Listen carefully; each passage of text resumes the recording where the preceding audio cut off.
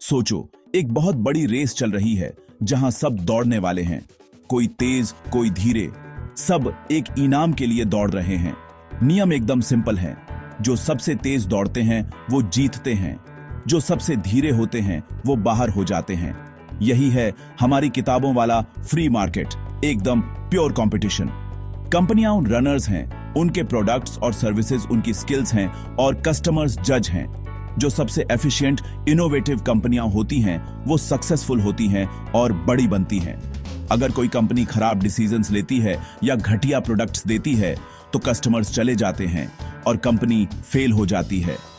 इस प्रोसेस को, जिसे क्रिएटिव डिस्ट्रक्शन कहते हैं, कमजोर को हटाता है और ताकतवर के लिए जगह बनाता है। रिसोर्सेज को और अच्छे से यूज किया जाता है, जिससे सबको फायदा होता है। अच्छे प्रोडक्ट्स कम दाम में मिलते हैं। मार्केट को एक सेल्फ करेक्टिंग मैकेनिज्म माना जाता है, जिसे कंपटीशन का इनविजिबल हैंड गाइड करता है। फेल होना नेचुरल है और हेल्दी भी। ये कमजोर को काट देता है और ताकतवर को बढ़ने देता है। फ्री मार्केट फेयरनेस का वादा करता है क्योंकि यह परफॉर्मेंस को रिवॉर्ड करता है, न कि बैकग्राउंड को। ये एक ऐसा सिस्टम है जिसने सदियों से इकोनॉमिक ग्रोथ और इनोवेशन को आगे बढ़ाया है। कमजोर प्लेयर्स को फेल होने देना कोई कमी नहीं है। यह सिस्टम को डायनामिक बनाए रखता है। लेकिन रियल वर्ल्ड इस आइडियल से ज्यादा कॉम्प्लिकेटेड है। रेस के रूल्स हमेशा इतनी सख्ती से फॉलो नहीं होते। कभी कभी सबसे धीमा रनर ट्रैक नहीं छोड़ता। कभी कभी रेस का ऑफिशियल बीच में आ जाता है। फ्री मार्केट की रूथलेस लॉजिक को अक्सर बाहर के इंटरवेंशन से नरम किया जाता है। सवाल यह है, यह कब और क्यों होता है? क्या होता है जब रिस्क इतने ज्यादा होते हैं कि कमजोर को फेल होने नहीं दिया जा सकता? वहीं पर फ्री मार्केट की कहानी कॉम्प्लिकेटेड हो जाती है। चलो रियल वर्ल्ड में चलते हैं। असल में कुछ कंपनियां इतनी बड़ी होती हैं कि उनका फेल होना पूरी इकोनॉमी को हिला सकता है। ये जाइंट्स सिर्फ रनर्स नहीं हैं, ये रेस ट्रैक का ही हिस्सा है। अगर ये गिरते हैं तो पूरी रेस रुक सकती है। तभी सरकार बीच में आती है, डिजास्टर को रोकने के लिए बेल आउट देती है। यह फ्री मार्केट के रूल बुक को तोड़ता है। कुछ चुनिंदा लोगों के लिए एक सेफ्टी नेट बनाता है। छोटे बिजनेस खुद के भरोसे छोड़ दिए जाते हैं, लेकिन जाइंट्स को बचाया जाता है। इंटरवीन करने का डिसीजन एक कैलकुलेटेड होता है। क्या कंपनी का फेल होना एक बिजनेस प्रॉब्लम है या एक सिस्टेमिक रिस्क? यह सिद्धांत को बनाए रखने और तबाही को रोकने के बीच एक चॉइस है। टू बिग टू फेल का मतलब है कि एक कंपनी इतनी जरूरी है कि उसका कोलैप्स इकोनॉमी को तबाह कर देगा। ये सिस्टम के दिल और फेफड़े होते हैं। आमतौर पर बड़े बैंक या industrial titans.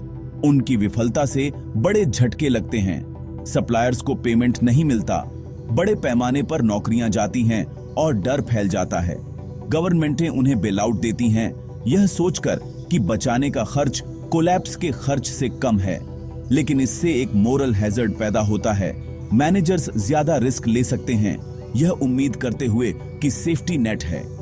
To big to fail कौन है, इसकी कोई फिक्स्ड लिस्ट नहीं है।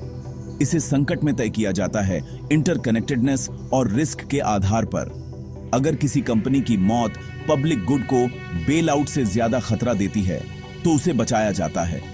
यह एक प्रैक्टिकल, अक्सर अनफेयर डिसीजन है जो प्रेशर में लिया जाता है। सिस्टम तबाही से बचने के लिए झुकता है। एयर इंडिया को लो, एक नेशनल आइकॉन लेकिन एक financial black hole. Free market logic से इसे सालों पहले बंद हो जाना चाहिए था, लेकिन एक गवर्नमेंटी एयरलाइन होने के नाते यह बहुत जरूरी था। नौकरियां, प्रेस्टीज और एविएशन इकोसिस्टम दांव पर थे। सरकार ने इसे टैक्स पेयर के पैसे से चलाए रखा, एक टर्न अराउंड की उम्मीद में जो कभी नहीं आया। यह इंटरवेंशन मार्केट लॉजिक के खिलाफ था, एक इनएफिशिएंट कंपनी को जिंदा रखा। आखिरकार बोझ बहुत ज्यादा हो गया और एयर इंडिया का प्राइवेटाइजेशन हुआ। इसे 2022 में टाटा ग्रुप को बेच दिया गया। लक्ष्य मार्केट को इसका फेट तय करने दो, सरकार को नहीं। एयर इंडिया की जर्नी इकोनॉमिक एफिशिएंसी और सोशल ऑब्जेक्टिव्स के बीच के तनाव को दिखाती है। कभी कभी मार्केट को आखिरी बात कहने को मिलती है, सालों के महंगे बचाव के बाद। 2008 में जनरल मोटर्स, एक अमेरिकन आइकॉन, गिरने की कगार पर था। सालों के मिसमैनेजमेंट और फाइनेंशियल क्राइसिस ने इसे दिवालियापन के कगार पर धकेल दिया था। फ्री मार्केट के नियमों से जीएम को फेल हो जाना चाहिए था, लेकिन जीएम एक बड़े इंडस्ट्रियल इकोसिस्टम का दिल था। लाखों नौकरियां, हजारों सप्लायर्स। इसके कोलैप्स से पहले से ही कमजोर इकोनॉमी में एक भयानक चेन रिएक्शन शुरू हो जाता। यूएस सरकार ने इंटरवीन किया, जीएम को करीब $50 बिलियन का बेल आउट दिया। मकसद सिर्फ कंपनी को नहीं बल्कि पूरे इकोसिस्टम को बचाना। जीएम को रिस्ट्रक्चर किया गया, मैनेजमेंट को बदला गया और आखिरकार इसे प्राइवेट हाथों में वापस दे दिया गया। बेल आउट ने मार्केट की प्योरिटी पर सिस्टमिक स्टेबिलिटी को प्राथमिकता दी। कभी कभी सर्वाइवल सिद्धांत से ऊपर होता है। 2008 में यूएस ने लेहमन ब्रदर्स, एक बड़े इन्वेस्टमेंट बैंक को फेल होने दिया, मार्केट को सबक सिखाने की उम्मीद में। इसके बजाय इसने एक ग्लोबल फाइनेंशियल मेल्टडाउन शुरू कर दिया। लेहमन के कोलैप्स ने क्रेडिट मार्केट्स को फ्रीज कर दिया, स्टॉक्स क्रैश हो गए और दुनिया भर में डर फैल गया। इस झटके ने साबित किया कि बड़े फाइनेंशियल इंस्टीट्यूशंस वाकई टू बिग टू फेल हैं। लेहमन के बाद गवर्नमेंटों ने दूसरे जाइंट्स को बेल आउट देने के लिए दौड़ लगाई, सिस्टमिक कोलैप्स के रिस्क को समझते हुए। सबक: एक क्रिटिकल प्लेयर को फेल होने देना पूरे सिस्टम को खतरे में डाल सकता है। इसने प्लेबुक बदल दी, रेगुलेशन सख्त किए गए और सिस्टेमिकली इंपॉर्टेंट फर्म्स के लिए बेल आउट नॉर्म बन गए। लेहमन की कहानी ने फ्री मार्केट की प्योरिटी पर टिके रहने की भयानक कीमत दिखाई। कभी कभी इंटरवेंशन ही तबाही को रोकने का एकमात्र तरीका होता है। दुनिया ने सीखा, कुछ फेलियर्स इतने खतरनाक होते हैं कि उन्हें होने नहीं दिया जा सकता। नियम बदलने पड़े।